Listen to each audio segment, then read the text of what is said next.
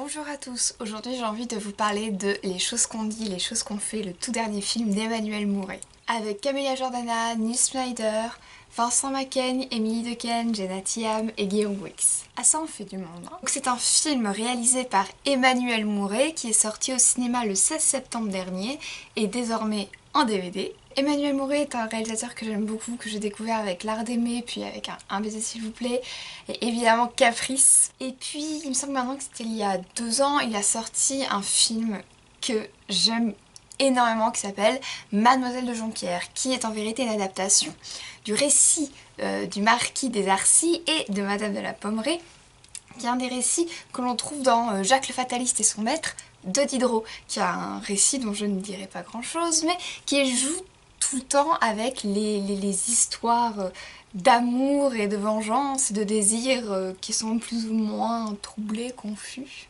Alors Emmanuelle Mouret ne déroge pas à sa propre règle, ici aussi il parle d'amour. L'histoire je ne peux pas tellement vous la résumer, disons que un homme et une femme enceinte se retrouvent tous les deux dans une maison pour quelques jours et que chacun raconte son histoire d'amour à l'autre. Évidemment, leurs histoires d'amour sont compliquées, d'ailleurs, histoire d'amour et complications, ça va ensemble, pour moi c'est limite une forme de pléonasme. Aïe aïe aïe. Il y a cet homme, nous joué par Nils Schneider, qui est amoureux de cette femme, mais en même temps son meilleur ami Guillaume Wix est amoureux également de cette femme, et elle aime Guillaume Wix, mais peut-être qu'elle aime aussi Nils Schneider. La Camélia Jordana, elle est amoureuse d'un homme qui ne l'aime pas, qui en aime une autre, alors peut-être que aller dans les bras d'un homme qu'elle trouve gentil serait agréable, mais est-elle amoureuse de lui ou non? Mais lui, est-il marié? Si oui, faut-il continuer ou non? Et d'ailleurs, s'il est marié, est-ce bien? Est-ce mal?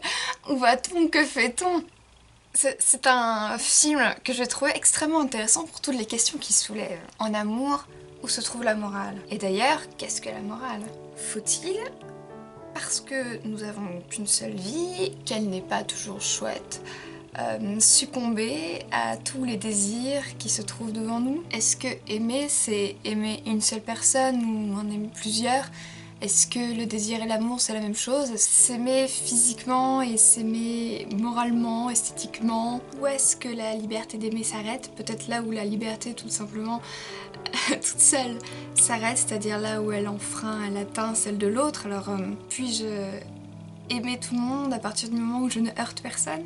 Et d'ailleurs, si j'heurte en aimant, est-ce que j'heurte vraiment? Un film qui m'a fait cogiter longuement sur l'amour. Je l'ai revu plusieurs fois, pour plusieurs raisons. D'abord pour le phrasé des acteurs.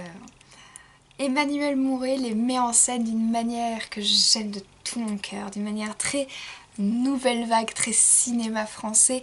Et chacun des acteurs ici a un phrasé particulier, un phrasé que je ne retrouve dans aucun autre film, à part évidemment les Godard, les Truffaut, les Louis Malle, Agnès Varda. D'ailleurs, les films de la Nouvelle Vague ont quelque chose de définitivement contemporain, eux aussi, puisqu'ils parlent des mêmes sujets et des mêmes thèmes. La deuxième raison, c'est que j'aime le cinéma d'Emmanuelle Mouret. C'est toujours délicieusement suranné et ironique. Il y a un détail dans ce film qui me touche énormément et je ne sais expliquer pourquoi.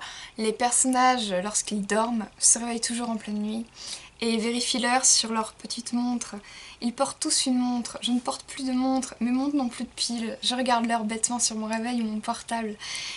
J'ai envie d'acheter une montre à cause de ce film. Troisième et dernière raison, au-delà du sujet, de la mise en scène, du cadre, de la beauté des lieux, je me suis pas sentie mieux ou apaisée ou soulagée. J'ai souri, j'ai ri même de temps en temps, mais aussi j'ai pleuré devant ce film. Il a suscité chez moi l'envie de comprendre ce qu'était l'amour et je pense que c'est la question la plus importante de ma vie. Je pense que c'est la question la plus importante de toutes nos vies par ailleurs. J'ai l'air d'une romantique désuète, c'est ce que les personnages d'Emmanuelle Mouret sont, et même si je ne suis pas toujours d'accord avec les décisions qu'ils prennent, je dois dire qu'ils m'ont tous à leur manière, à leur façon, ils m'ont écorchée vive, et je ne dirai pas pourquoi. Le personnage qui m'a fait le plus pleurer est celui d'Emmanuelle Dequesne. Vous y penserez si vous découvrez le film. Voilà, j'avais envie de vous parler de ce film pour ce qu'il dit, pour ce qu'il raconte, pour ce qu'il explique et pour toutes les réflexions qu'il suscite. J'espère que cette vidéo vous plaît. J'espère aussi qu'elle vous donne envie de vous abonner à ma chaîne YouTube, que de le mettre un petit pouce, de regarder mes autres vidéos aussi n'hésitez pas à la partager. Nous nous retrouvons très bientôt avec une prochaine vidéo. Merci d'avoir regardé jusqu'au bout, à bientôt.